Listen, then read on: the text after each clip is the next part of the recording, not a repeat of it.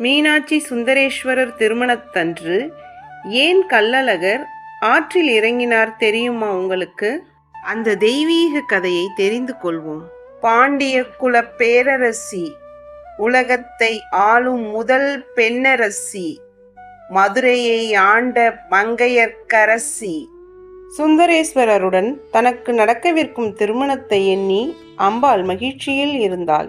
சிவன் அவதாரமான சுந்தரேஸ்வரருக்கும் மீனாட்சிக்கும் தெய்வீக திருமணம் நடைபெற்றது. தங்கையின் திருமணத்திற்காக அழகர் பயணம்.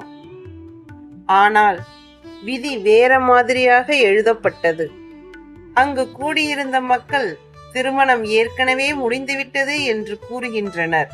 அதை கேட்ட கள்ளழகர் மனம் உடைந்து வருந்துகிறார்.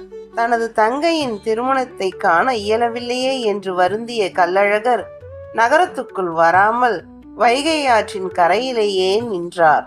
தாமதமானதால் திருமணத்திற்கு வராமல் வைகை கரையிலேயே கள்ளழகர் இருப்பதை அறிந்த மீனாட்சி சுந்தரேஸ்வரருடன் தனது அண்ணனை காண செல்கிறார்.